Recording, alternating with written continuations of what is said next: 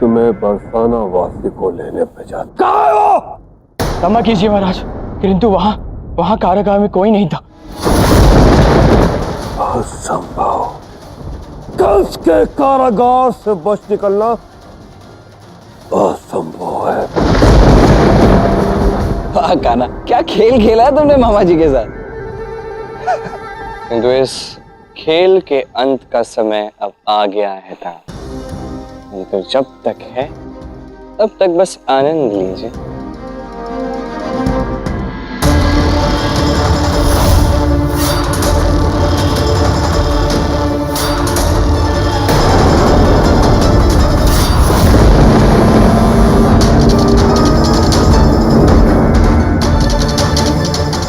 महाराज सच कह रहा हूँ, कुछ क्षण पूर्व यहाँ देखा था, तब यहाँ कोई नहीं था।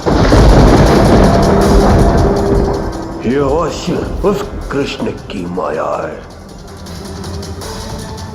पहले सोचा था कि एक एक करके बरसाना वासी का अंत करूंगा, लेकिन अब मैं इन सभी का एक साथ अंत करूंगा।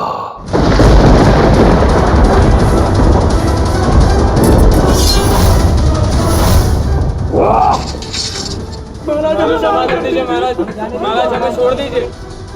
महाराज हमें जाने दीजिए।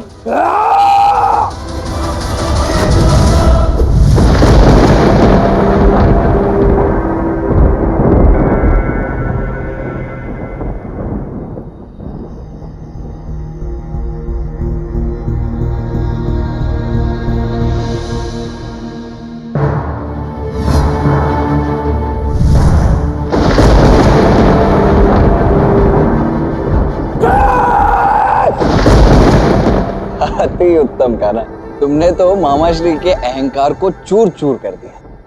अब मेरी मानो तो शीघ्र अतिशीघ्र मामाश्री को भी चूर चूर कर दो कान्हा। आपको तनिक धैर्य रखना होगा था, वो क्षण अवश्य आएगा। हम उस क्षण के समीप जा रहे हैं, पग पग कर आगे बढ़ रहे हैं।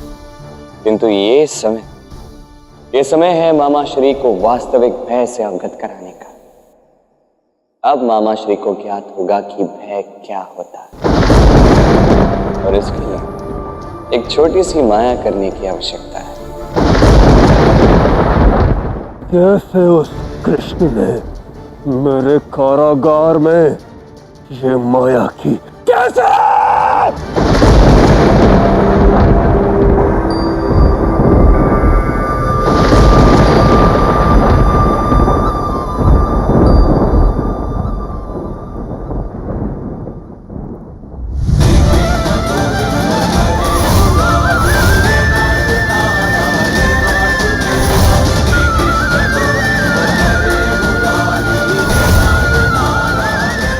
अच्छा, तो तुम मुझे मारने आए हो कृष्ण?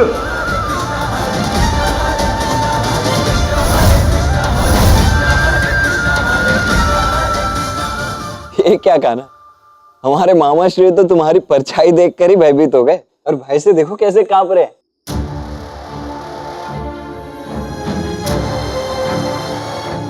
आज अपनी मृत्यु का भय इनके मुख पर स्पष्ट दिखाई दे रहा है।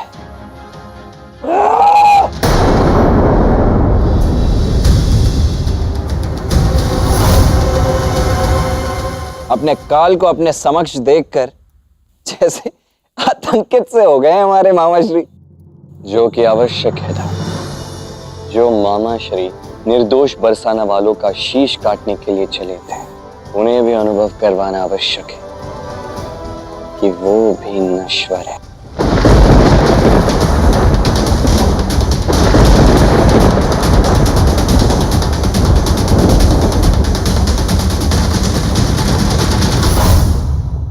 मैं तुझसे भयभीत नहीं हूं कृष्ण, क्योंकि मैं महाबली कंस शीघ्र तेरा अंत करूंगा तेरा कृष्ण। बोल।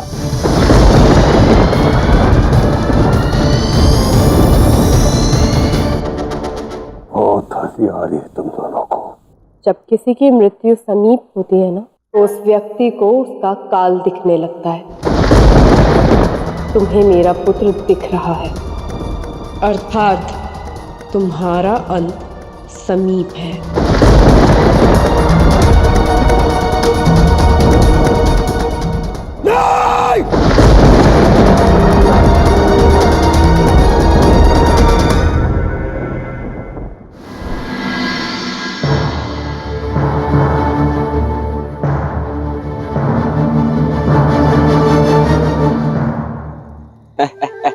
अक्रूर जी, क्या हुआ? आज महाराज कंस ने किसी का गला काट के शीश भेजने वाले थे, क्या हो गया? हाँ अक्रूर जी, क्या है ये सब? कैसे है आपके ये महाराज कंस? आप तो कह रहे थे कि शीश लेकर आएंगे, आप स्वयं शीश झुका कर क्यों खड़े? मूर्ख बालक, तुम महाराज कंस का उपहास कर रहे हो। तनिक अपनी वाणी को नियंत्रण में रखो, अन्यथा अनर्थ हो सकता है। समझे? सैनिकों, चलो।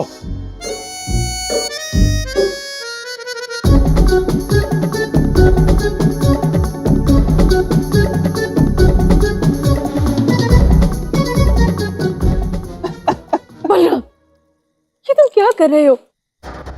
ये तो माता रानी की कृपा है हम सब पर, जो सब सुरक्षित है। किंतु इसका मतलब ये नहीं कि तुम महाराज कंस का उपहास बनाकर मुसीबत को गले मोल लो। मैया शांत हो जाइए। देखिए, बुराई का मुख सदैव काला ही होता है, और देवी माँ ने तो आज अपने चमत्कार से ये सिद्ध करके भी दिखा दिया। मैया, अब देवी माँ इतना कुछ कर रही हैं, तो मैं उपहास भी ना करूं? यहाँ हाट का सामान आधा भी नहीं बिका है, और अगर यही हाल रहा तो हम लोग अपनी चुनौती कैसे पूर्ण करेंगे?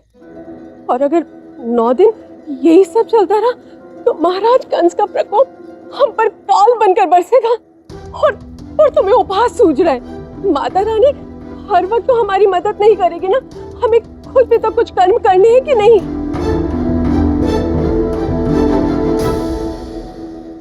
सही कहा मैया, हम मनुष्य हैं, हमें बस अपना कर्म निष्ठापूर्वक करना है, जो हम करेंगे। और मुझे पूर्ण विश्वास है कि आवश्यकता पड़ने पर कोई ना कोई चमत्कार अवश्य होगा, है ना कृष्ण? अब तुम कह रही हो तो ऐसा अवश्य होगा। चलिए मैया, रात्रि का भोजन ग्रहण कर थोड़ा विश्राम कर लीजिए, कल की चिंता कल पर छोड़ दीजिए। ऐसे हाल में तो मेरे गले से एक निवाला तक नहीं उतरेगा, भोजन क्या करूंगी?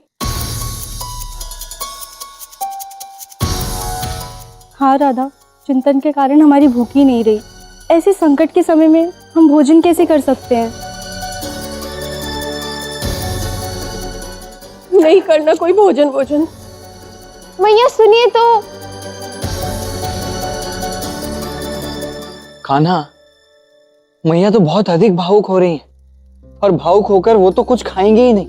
उनके साथ साथ कोई स्त्री कुछ नहीं खाएगी, और अन्य स्त्रियों के साथ साथ राधा भी कुछ नहीं खाएगी। कान्हा, नहीं देव, भावुक मैया नहीं, भावुक आप हो रहे। राधा भी खाएगी, मैया भी खाएंगी, और बरसाना की सारी स्त्रियां भर पेट अच्छी निद्रा पाएंगी। देखिए, और वो कैसे? मैं हूं ना।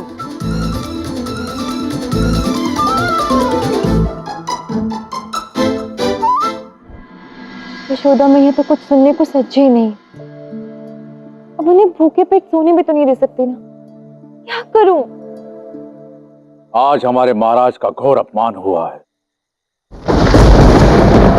मैं किसी भी मूल्य पर ये हाट सफल नहीं होने दूंगा। सेनापति, तुम सैनिकों के साथ कल आसपास के गांव में जाओ और ग्रामीणों को चेतावनी दो कि यदि अब कोई इस हाट में आया तो वह महाराज कंस का दोषी होगा और दंडित किया जाएगा। किसी भी प्रकार से कोई इस हाट में आना नहीं चाहिए। जाओ।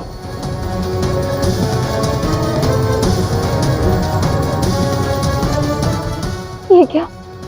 अक्रूर जी तो नियमों का उल्लंघन कर रहे हैं। मुझे शीघ्र ही कृष्ण को सूचित करना होगा।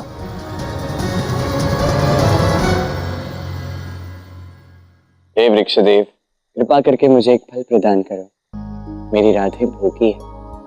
मैं उसे खिलाना चाहता।